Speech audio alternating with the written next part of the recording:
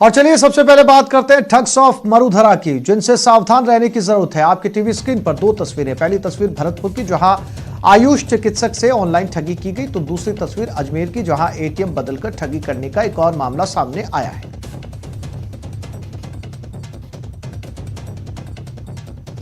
भरतपुर के बयाना में ऑनलाइन ठगी का मामला सामने आया। यहां आयुष चिकित्सक के पद पर कार्यरत डॉक्टर कविता मीणा को ठगों ने शिकार बनाया। डॉक्टर कविता ने कोतवाली थाने में रिपोर्ट दर्ज कराई कि उसका खाता बयाना के एक बैंक में है, जिससे ठगों ने 35,000 रुपए निकाल लिए। महिला को इस बात का पता तब चला जब वो पैसे निकालने एटीएम गई। पीड़ित महिला की रिपोर्ट पर पुलिस ने तफ्तीश शुरू कर दी है।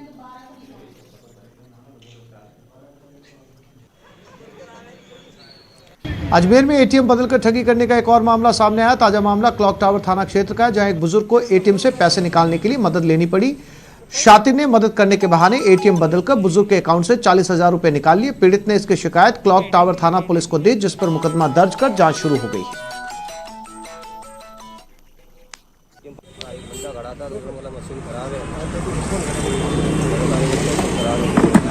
आपका बैलेंस चेक कर लो। मेरे बैलेंस चेक करने के एटीएम दिया और उसने मेरा एटीएम बदल के दे दिया और 2-3 मिनट के बाद मैं निकल गया मेरे बैंक का। और अब बात नशे पर नकेल की, जहां प्रदेश में क्लीन स्वीप अभियान ने तेजी पकड़ ली। इस अभियान के तहत आज डूंगरपुर में पुलिस ने शराब से भरी कार को जब्त कर एक तस्कर को गिरफ्तार किया। वहीं कोटा में आबकारी विभाग और कोटा शहर पुलिस ने अवैध शराब तस्करी के खिलाफ आज बड़ी कार्रवाई की और हजारों लीटर कच्ची शराब नष्ट की।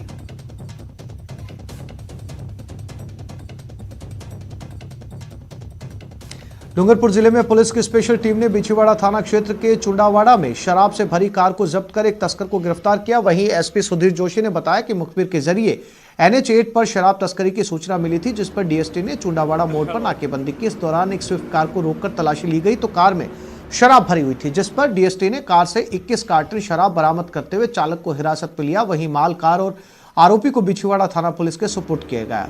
इधर बिछीवाड़ा पुलिस ने आबकारी अधिनियम में मामला दर्ज कर आरोपी को गिरफ्तार किया। पुलिस गिरफ्तार आरोपी से पूछताछ कर रही है।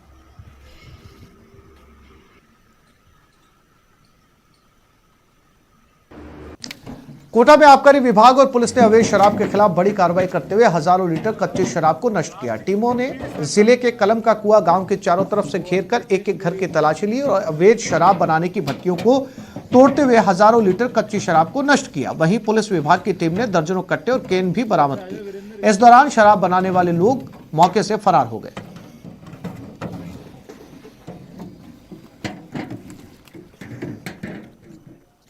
भरतपुर शराब कांड के बाद आबकारी विभाग एक्शन में। पूरे प्रदेश में अभियान चलाकर अवैध और हथकढ़ शराब के खिलाफ ताबड़तोड़ कार्रवाइयां जारी है, लेकिन इससे पिछले महीने चलाए गए अभियान की पोल खुल गई है।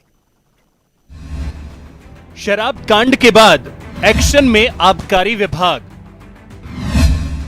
2 दिन का अभियान, 1 महीने के अभियान पर भारी। भरतपुर शराब कांड के बाद हथकढ़ शराब के खिलाफ ताबड़तोड़ कार्रवाई की जा रही है। देसी शराब की भट्टियों को तोड़ा जा रहा है। हजारों बोतल देसी शराब जब्त की गई।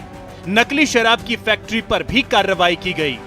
लेकिन इससे विभाग की ओर से पिछले महीने चलाए गए अभियान की पोल खुल गई है, क्योंकि अवैध शराब के खिलाफ महज 2 दिन में 1 महीने के अभियान से ज्यादा कार्रवाई की गई है।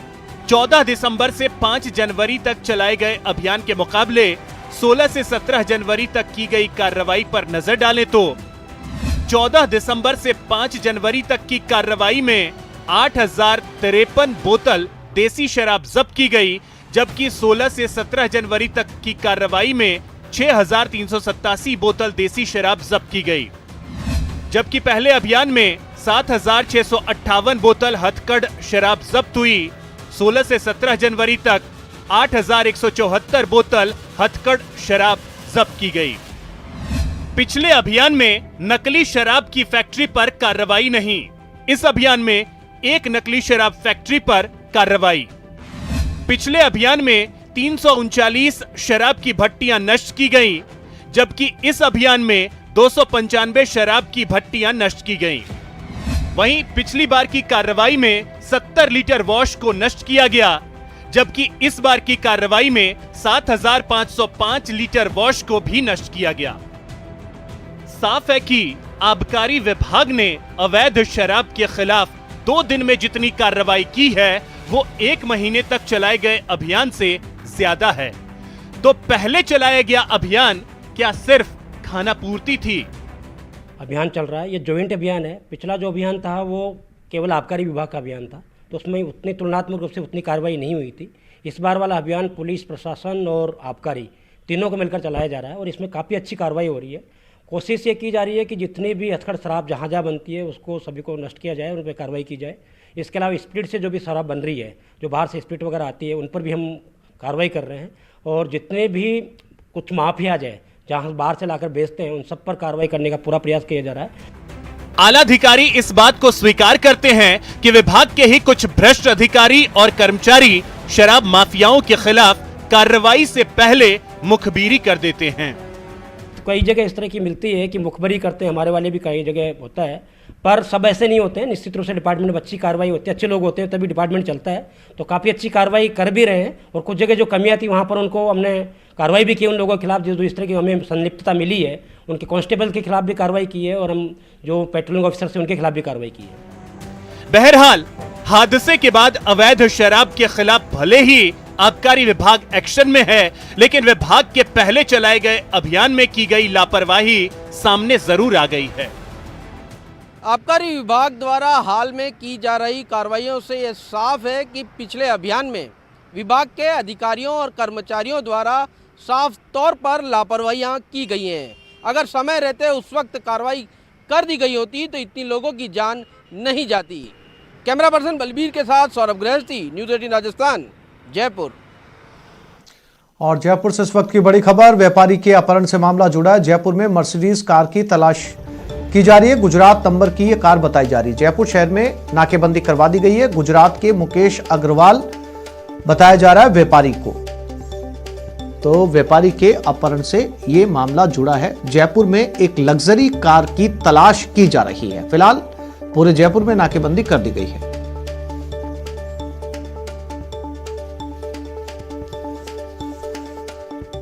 श्रीगंगानगर में सैकड़ों अस्थायी और स्थायी सफाई कर्मियों ने 2 महीने के बकाया वेतन की मांग को लेकर लगातार तीसरे दिन काम बहिष्कार जारी रखा और अपनी मांगों को लेकर महाराजा गंगा सिंह चौक से जिला कलेक्ट्रेट दफ्तर तक रोष मार्च निकाला। पिछले 3 दिनों से श्रीगंगानगर नगर परिषद क्षेत्र में सफाई कार्य नहीं होने के चलते शहर में जगह जगह गंदगी और कचरे के ढेर नजर आ रहे हैं। वहीं हड़ताल पर गए सफाई कर्मियों का कहना है कि जब तक उनकी मांगों पर कार्रवाई नहीं हो जाती तब तक वो हड़ताल पर रहेंगे।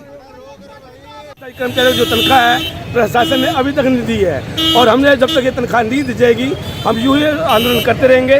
और रोज हमारे में इसलिए है कि 3 दिन से हम यहाँ आराम से बैठे थे कि शायद प्रशासन को समझ में आ जाए, लेकिन समझ नहीं पाया है, इसलिए हमें अब के ये कदम उठाना पड़ा है। जब तक अस्थायी सफाई कर्मचारियों के वेतन का भुगतान तथा सफाई कर्मचारियों की विभिन्न मांगों का निस्तारण नहीं होता तब तक श्रीगंगानगर में सफाई।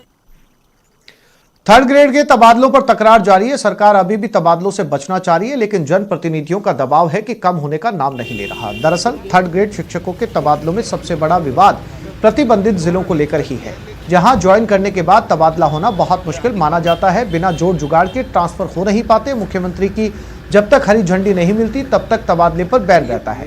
यही वजह है कि शिक्षक पढ़ाई लिखाई कराने के बजाय घर के नजदीक पोस्टिंग की चाहत में नेताओं से लेकर अफसरों के चक्कर काटते रहते हैं। नेताओं पर भी गुरुजी दबाव बनाने का कोई मौका नहीं चूकते। 3rd ग्रेड का अभी कोई नहीं है। 2nd ग्रेड का देखते हैं, हम सूची बना करके माननीय मुख्यमंत्री जी से चर्चा करके अगर वो अनुमति देंगे तो भेजेंगे, नहीं तो फिर जब भी आचार संहिता खत्म हो जाएगी तब करेंगे। डॉक्टर सलाह साहब कहते हैं कि 3rd ग्रेड का कोई ट्रांसफर किया ही नहीं है और मुख्यमंत्री जी के बड़े क्लियर कट निर्देश हैं, तो वो मुख्यमंत्री जी उसको व्यापक रूप से देख रहे होंगे। देर सवेर करने तो होंगे, अब वो अपना समय टाइम मार्किंग कर रहे हैं। भरतपुर में रहने वालों के लिए खुशखबरी है। दरअसल यहां यात्रियों के लिए रोडवेज ने सौगात दी है। इससे 50 गांव के लोगों को आवागमन में राहत मिलेगी। बता दें कि आज से अछनेरा होती हुई किरावली के लिए शटल रोडवेज बस सेवा शुरू की गई है। रोडवेज के मुख्य प्रबंधक मनोज बंसल ने पूजा अर्चना कर रोडवेज बस को रवाना किया। रोडवेज बस चलाने की मांग को लेकर पिछले 2 सालों से ग्रामीण तमाम मंत्रियों से गुहार लगा चुके हैं। मांगे पूरी होने पर यात्रियों में खासा उत्साह देखने को मिल रहा है। माननीय चिकित्सा राज्य मंत्री श्री सुभाष जी गर्ग के अनुशंसा पर और माननीय ट्रांसपोर्ट मिनिस्टर की अनुशंसा पर एक बस भरतपुर चिकसाना किरावली मार्ग पर स्टार्ट की गई है। ये शटल सेवा है जो दिन में 2-3 बार भरतपुर से करावली के ट्रिप बनाएगी। एवं माननीय मंत्री जी को यहाँ उपस्थित होना था, परंतु अपने एक MLA साहब श्री गजेंद्र सिंह सक्तावत जी के असामयिक निधन के कारण मंत्री महोदय साहब यहाँ पर उपस्थित नहीं हो सके। बात गजेंद्र सिंह शेखावत के जोधपुर दौरे की। केंद्रीय जल शक्ति मंत्री गजेंद्र सिंह शेखावत जोधपुर दौरे पर हैं। शेखावत ने अपने आवास पर जन सुनवाई करते हुए फरियादियों की बात सुनी। इस मौके पर बड़ी संख्या में लोग अपनी समस्याओं को लेकर ज्ञापन देते नजर आए। शेखावत आज राम जन्म मंदिर निर्माण समिति की बैठक में शिरकत करेंगे। शेखावत जोधपुर जिला कलेक्ट्रेट में सभी प्रशासनिक अधिकारियों की बैठक भी लेंगे। शेखावत ने पत्रकारों से बात करते हुए पश्चिम बंगाल में चुनाव को लेकर कहा कि हमें उम्मीद ही नहीं बल्कि पूरा विश्वास है कि इस बार 200 से ज्यादा सीटें पश्चिम बंगाल में भारतीय जनता पार्टी सरकार तो बनाएगी और भारतीय जनता पार्टी पूर्ण बहुमत से चुनाव जीतकर वहां के लोगों को राहत प्रदान करेगी। पूरा विश्वास है भारतीय जनता पार्टी 200 से ज्यादा सीटों के साथ में जीत करके इस बार सरकार बनाने वाली है। पश्चिम बंगाल की सरकार जनता का विश्वास खो चुकी है। जिस तरह की अराजकता की स्थिति वहाँ है, जिस तरह से भय, भूख और भ्रष्टाचार की हालात वहाँ पर है, पश्चिम बंगाल की जनता ने तय कर लिया है कि अब की बार परिवर्तन होगा और परिवर्तन अवश्य होगा। आपकी टीवी स्क्रीन पर जो खुश चेहरे नजर आ रहे हैं, ये वो चेहरे जो शरीर का दुख अपने जुनून के आगे नहीं टिकने देते। जयपुर में शुरू हुई तीसरी नेशनल 2020 क्रिकेट प्रतियोगिता में कई राज्यों से पहुंचे दिव्यांग खिलाड़ी हिस्सा ले रहे हैं। ये वो खिलाड़ी हैं जिनमें किसी के हाथ नहीं तो किसी के पैर नहीं। अंतर्राष्ट्रीय क्रिकेट नियमों के अनुसार ही खेल खेला गया। इनके क्रिकेट को डिसेबल क्रिकेट कहा जाता है। दिव्यांग खिलाड़ी क्रिकेट मैदान पर उतरे तो चौके छक्कों की बारिश ने हर किसी को प्रभावित कर दिया। मैच खेलने के लिए राजस्थान, जम्मू कश्मीर की टीमों सहित कई प्रदेशों की टीमों ने हिस्सा लिया। यहां तक कि हर टीम अपने अपने साथियों के साथ प्रैक्टिस भी करते नजर आए। मैच के दौरान भी हर खिलाड़ी कोरोना गाइडलाइन का पालन करता हुआ दिखा। अंत में विजेता टीम को सम्मानित भी किया गया। सभी चीज़ें सामान्य और पटरी पर आ रही हैं। स्कूल हमारी खुल रही हैं और आज इस तरह का फिजिकल कई महीनों बाद गेम का शुभारंभ किया गया है। मैं सभी जो आई हुई टीमें हैं, मुझे अभी जानकारी प्राप्त हुई कि 8 जगहों से टीमें आ रखी हैं, तो बहुत बहुत बधाई व शुभकामनाएं दूंगी। जम्मू और राजस्थान टीम का टॉस हम लोगों के द्वारा किया गया और मैच का शुभारंभ हो रहा है। देखिए यहाँ पे तो जिस तरह से मुझे उत्साह दिख रहा है, काफ़ी अच्छा उत्साह दिख रहा है और जिस तरह जोश दिख रहा है यहाँ पे काफ़ी अच्छा जोश दिख रहा है और यहाँ काफ़ी खुशी हो रही है। इतनी देर बाद टूर्नामेंट खेलने के लिए आए हैं और ऐसा ग्राउंड हमें खेलने को मिला है। We are very thankful to the Rajasthan and also for the VDCA। अगर आप क्रिएटिव हैं तो एक सरकारी प्रतियोगिता में हिस्सा लीजिए और 50 लाख का इनाम जीतिए। भारत सरकार की ओर से टाइकोथॉन 2021 का आयोजन किया जा रहा है, जिसमें आप खिलौने, गेम डिजाइन और ऐप बनाने के लिए आइडियाज देकर 50 लाख रुपए का पुरस्कार जीत सकते हैं।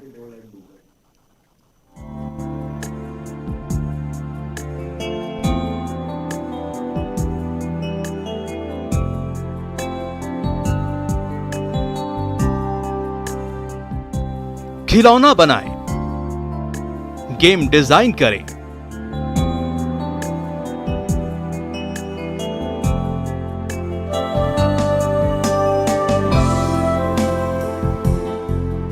क्रिएटिविटी दिखाएं, नए आइडियाज बताएं,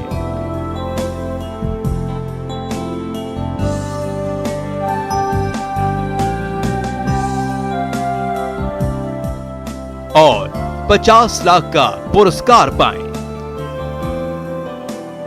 अगर आप हुनरबाज हैं, अगर आपके दिमाग में नए नए आइडियाज आते हैं, अगर आप अपनी प्रतिभा दिखाना चाहते हैं, आधुनिक खिलौनों और नए गेम में कुछ हटके करना चाहते हैं, तो आपके पास ये सुनहरा मौका है खुद को साबित करने का, अपने सपनों को साकार करने का, क्योंकि भारत सरकार की ओर से टाइकोथॉन 2021 का आयोजन किया जा रहा है। खिलौनों के साथ हम 2 चीजें कर सकते हैं। अपने गौरवशाली अतीत को अपने जीवन में फिर से उतार सकते हैं और अपने स्वर्णिम भविष्य को भी संवार सकते हैं। मैं अपने स्टार्टअप मित्रों को, हमारे नए उद्यमियों से कहता हूं, टीम अप फॉर टॉयज। दरअसल चीन के मोबाइल और इलेक्ट्रॉनिक बाजार पर बड़ी चोट करने के बाद भारत की नजर अब चीन के खिलौना बाजार पर है। पीएम मोदी ने 3 सितंबर 2020 को मन की बात में इस बात का साफ संकेत दिया था। आत्मनिर्भर और मेक इन इंडिया पर खास जोर देने वाले पीएम मोदी की इच्छा है कि भारत टॉय हब बने। हमारे देश में इतने आइडियाज हैं, इतने कंसेप्ट्स हैं, बहुत समृद्ध हमारा इतिहास रहा है कि हाँ हम उन पर गेम्स बना सकते हैं। मैं देश के युवा टैलेंट से कहता हूं, आप भारत में भी गेम्स बनाइए और भारत के भी गेम्स बनाइए। लिहाजा भारत को टॉय और गेम्स सेक्टर में ग्लोबल हब बनाने के लिए शिक्षा, महिला और बाल विकास, कपड़ा, वाणिज्य एवं उद्योग, MSME, सूक्ष्म लघु एवं मझोल उद्यम, सूचना और प्रसारण और अखिल भारतीय तकनीकी शिक्षा परिषद संयुक्त रूप से टॉयकाथॉन 2021 का आयोजन कर रहे हैं। टॉयकाथॉन से देश में नए और अनूठे प्रकार के खिलौने के उत्पादन को बढ़ावा मिलेगा। इसके तहत छात्र, शिक्षक, विशेषज्ञ और स्टार्टअप एक मंच पर आकर नए नए तरह के खिलौने और गेम बनाने को लेकर विचारों का आदान प्रदान करेंगे।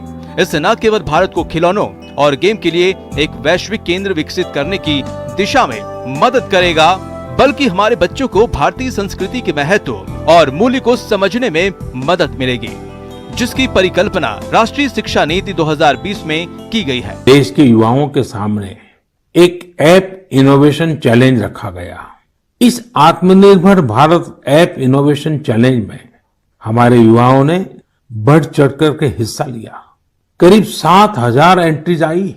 उसमें भी करीब 2/3 ऐप्स टियर 2 और टियर 3 शहरों के युवाओं ने बनाए हैं। ये आत्मनिर्भर भारत के लिए, देश के भविष्य के लिए बहुत शुभ संकेत है। आप भी पीएम के इस सपने को साकार करने में अपनी सहभागिता दर्ज करा सकते हैं। इसके लिए विद्यार्थी और टीचर्स 20 जनवरी तक आवेदन कर सकते हैं। जूनियर, सीनियर और स्टार्टअप लेवल पर भागीदारी दर्ज कराई जा सकती है। ये खिलौने भारतीय इतिहास, सभ्यता, संस्कृति पर आधारित होने चाहिए। टॉयकाथॉन 2021 के विजेता को 50 लाख रुपए पुरस्कार दिया जाएगा। आप अपनी कैटेगरी के अनुसार इसके लिए अप्लाई कर सकते हैं। टॉयकाथॉन 2021 के लिए इसकी वेबसाइट tyokathon.mic.gov.in के जरिए ऑनलाइन अप्लाई करना है। एप्लीकेशन प्रोसेस 5 जनवरी से ही चल रही है। अप्लाई करने की अंतिम तारीख 20 जनवरी 2021 है। ये प्रतियोगिता 2 चरणों में होगी। अगर आप भी क्रिएटिव हैं तो टॉयकाथॉन में हिस्सा लेकर 50 लाख रुपए तक का इनाम जीतकर इस मौके का फायदा उठाइए और अपने टैलेंट को साबित कर 50 लाख का इनाम पाइए। Bureau report, news 18 Rajasthan. और अब बात जोधपुर की, जहां भीड़ तंत्र का बेरहम इंसाफ देखने को मिला। स्क्रीन पर आप देख सकते हैं कैसे ये बेकाबू भीड़ एक शख्स की बेरहमी से पिटाई कर रही है। बता दें कि यह तस्वीर जोधपुर के चौपासनी हाउसिंग बोर्ड इलाके की है, जहां लोगों ने 2 युवकों पर चोरी और लूट के आरोप में उनकी जमकर पिटाई की। लोगों की माने तो ये दोनों युवक वहां से निकलने वाले लोगों के पर्स चुरा रहे थे। लोगों ने पहले तो इन 2 युवकों की जमकर पिटाई की, फिर पुलिस के हवाले कर दिया। ये युवक चोर हैं या नहीं, फिलहाल पुलिस मामले की जांच कर रही है, लेकिन भीड़ का ये बेरहम इंसाफ समाज पर कई तरह के सवाल खड़े करता है।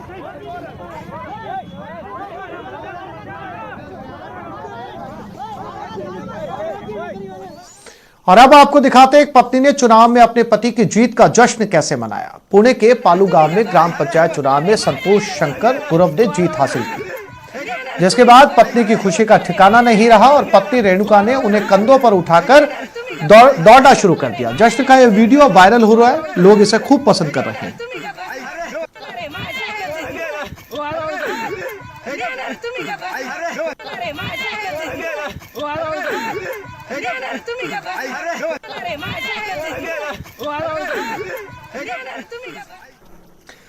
गणतंत्र दिवस के मौके पर राष्ट्रपति भवन और विजय चौक की सजावट देखते ही बन रही है। मौका 26 जनवरी का है, लिहाजा शानदार लाइटिंग ना हो ऐसा भला कैसे हो सकता है।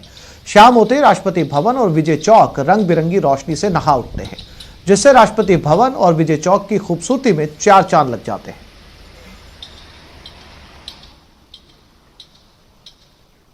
इसके साथ ही गणतंत्र दिवस के मौके पर दिल्ली में सुरक्षा व्यवस्था और ज्यादा पुख्ता कर दी गई। दिन हो या रात, हर वाहन की अच्छे से जांच की जा रही है। आपको बता दें कि इस बार कोरोना की वजह से गणतंत्र दिवस परेड को कई बड़े बदलाव किए गए। इस बार परेड 8.2 किलोमीटर की ना होकर केवल 3.3 किलोमीटर की होगी।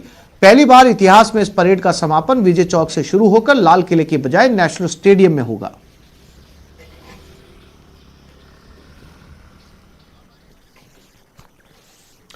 भारतीय अर्थव्यवस्था के लिए आत्मनिर्भर भारत का आह्वान बेहद ही महत्वपूर्ण समय पर किया गया है।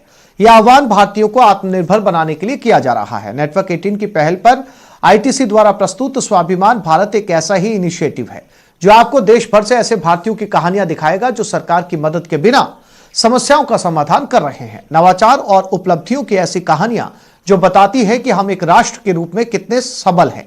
ऐसा ही एक स्टार्टअप है जो ग्रामीण क्षेत्रों में ग्राहकों को बैंक की सुविधाएं मुहैया करवा रहा है, जहां उन्हें उधार मिल सकता है और इसी तरह उन्हें वित्तीय समावेश के नजदीक ले जा रहा है। यह कहानी है FIA ग्लोबल की।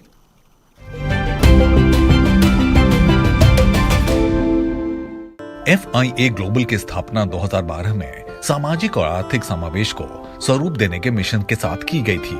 सह संस्थापक और CEO सीमा प्रेम कभी MIT में छात्र थे और वहीं इस स्टार्टअप के विचार ने जन्म लिया।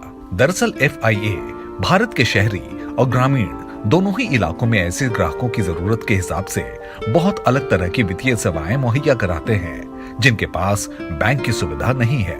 और FIA ग्लोबल ने अब विदेशी बाजारों में भी अपने कामकाज का विस्तार किया है। FIA is an impact fintech that is redefining the way financial services are distributed to low-income customers in South Asia.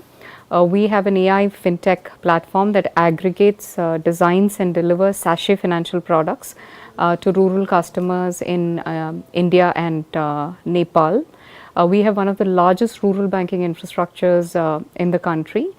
FIA global artificial intelligence और मशीन लर्निंग का इस्तेमाल करके ऑटोमेटेड टेक्नोलॉजी सॉल्यूशंस मुहैया कराता है और यही इसकी खासियत है। यह लेन देन की लागत को तो कम करता ही है, साथ ही जोखिमों को भी कम करता है।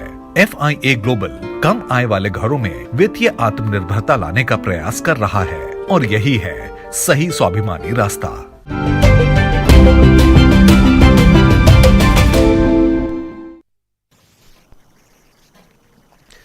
भारत से ऐसी ही सफलता की और कहानियां देखने के लिए बने रहे नेटवर्क 18 की खास पहल ITC प्रेजेंट्स स्वाभिमान भारत के साथ। आगे बढ़ते हैं। वैक्सीनेशन को लेकर सीएम गहलोत ने हेल्थ वर्कर से अपील की है। सीएम ने ट्वीट कर लिखा है कि वैक्सीनेशन के लिए हेल्थ वर्कर्स कम संख्या में आगे आए हैं। दोनों वैक्सीन निर्माता कंपनियों के बीच व्यवसायिक कारणों से हुई बयानबाजी भी इसका कारण है। कल भारत बायोटेक ने अपनी वैक्सीन को लेकर गाइडलाइन जारी की है। यह गाइडलाइन पहले ही जारी की जाती तो लोगों को वैक्सीन पर भरोसा बढ़ता। मेरी हेल्थ वर्कर से अपील है कि वैक्सीन लगवाने के लिए आगे आएं।